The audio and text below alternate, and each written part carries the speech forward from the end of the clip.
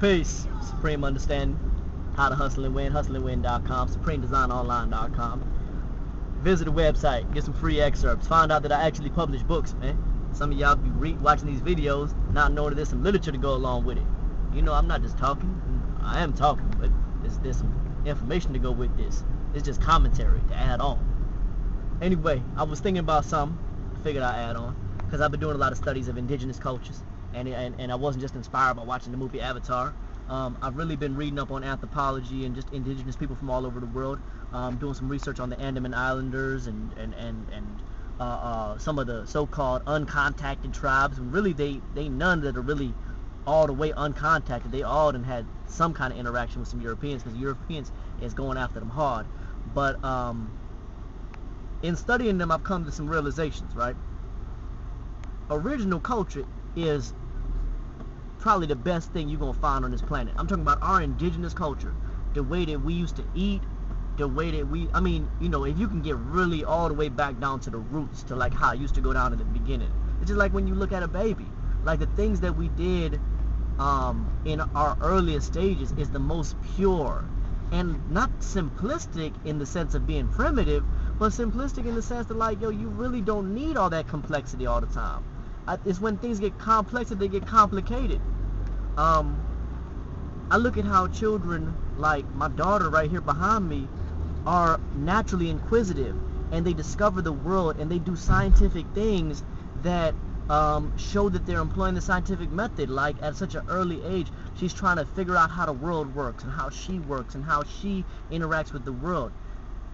But then as we get older, we start doubting ourselves, we start having fear, and we start having issues with people over petty things that don't really matter. And you know, as a people, that's where many of us are at now. And of course, that's been worsened, exacerbated, if I would like, you know, if I can use a big word, that's been worsened by, you know, European domination. Matter of fact, it's been multiplied, you know, exponentially. You know, because it was nothing like this. And that's what I want to get into. Because when we look at the condition of people of color, particularly black and brown people in the wilderness North America, you know, people love to point fingers. Oh, look at what black people are doing. Look at what these people are doing. Look at what those people are doing. You know, they sagging their pants. They cussing in front of their grandmas. You know, they doing this, they doing that. They having sex all at 10 years old. Yeah, I mean, yeah, all that's happening. But unless you can show me how this was also happening in the indigenous cultures of Africa, West Africa, you're not convincing me that this is something inherent to black people. What you're really telling me when you point out all these things is that this is what white people do to you. This is what white cultural domination, this is what the rape of a country, of a nation does to you, of a continent, or the rape of a, let's be real, the whole continent, carved up, divided between European countries, and they had their way with them. And then they, you know, the people that they brought over, they really, I mean, they stripped them of everything, including their language. Stripped them of the knowledge of themselves, of any connection to their original culture. And those people that were able to retain it, those people were outcasted. Those people were made to look like fools. If you had any elements of your original culture, they made you out to be the biggest savage and dummy, anything they could, to have you not want to be your own self, to not have you not want to retain any vestiges of your original culture. Your original culture where, you know, the things that were produced by the community were shared by the community, where responsibility was distributed evenly between the people, where everybody's opinion was respected, where everybody's abilities were respected, even if they were different, because everybody got to play a part. Where men and women, it wasn't no man dominating no woman. The man played his role, the woman played her role, but everybody's role was important. And everybody knew their role too. It wasn't that much confusion either, you know. And then the problems that we did have, you look at indigenous nations, particularly in Africa, you look at any of them weapons that was built before the Europeans introduced guns. All them knives, besides maybe like the Zulu spears, all them knives and weapons and swords was non-lethal. Man, sometimes a blade was curved to the point where you could only use it for decoration. All you could do is halfway cut somebody, nick somebody.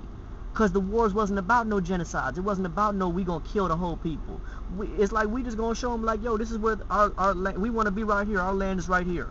We want to be right here. Y'all stop stepping over our little area. You know what I mean? Y'all can, you know, if we decide to move on from this land, y'all can have it too.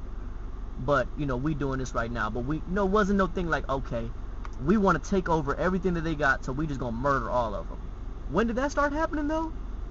Well, between the Hutus and the Tutsis in Rwanda, it happened when the Belgians came in.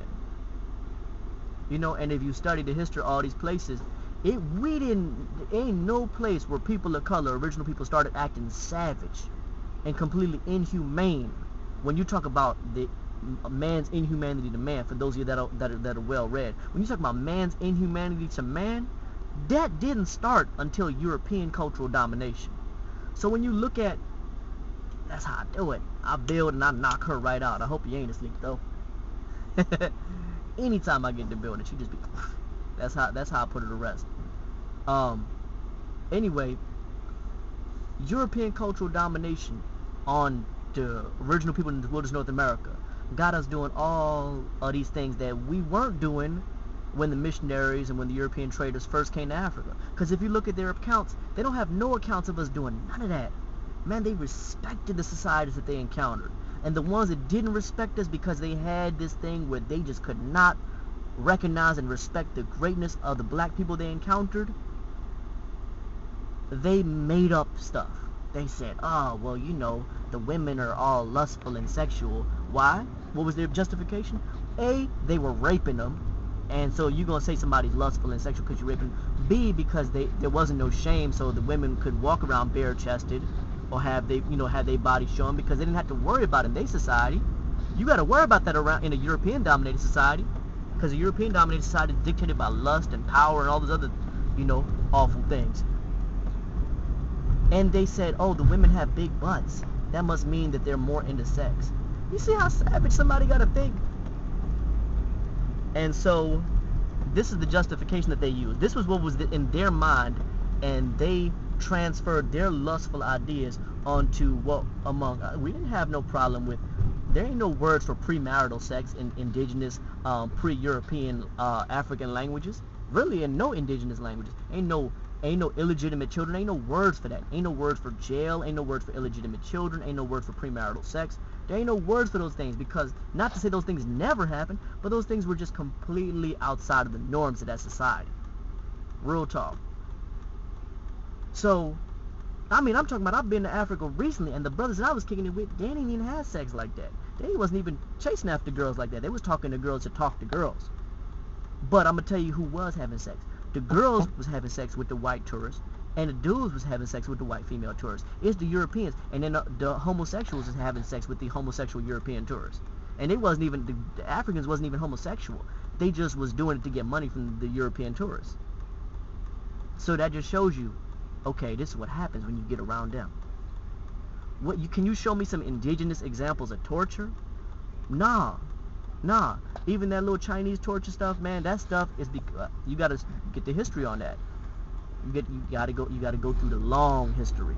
But you're not gonna find no indigenous examples of torture. But when I went to Prague in the Czech Republic, you got a video on YouTube at the damn European Torture Museum.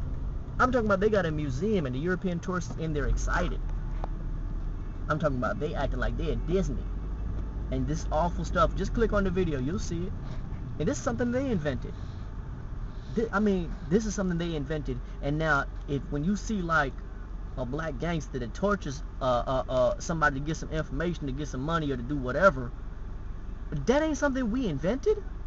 We invented a lot of things, but we didn't invent inhumanity and cruelty and savagery and lack of dignity. Matter of fact, that was one of the things that offended Europeans so much when they encountered people of color, that they were like, how are these people walking around half naked with their head held high, like they got dignity? And they can't do that. For them, nudity is a mark of their shame, just like that Adam and Eve story. Just think about all that next time you want to point the finger at people of color in America. Unless you can show me how people of color pre-European contact acted the same damn way, premarital sex and going to jail and whatever else you figured out is the negative stigma of black America, don't talk to me about it. Don't talk to me about it, because all you're doing is proving my point that Europeans really fucked us over. Excuse my language. Had to throw one in for you. Peace.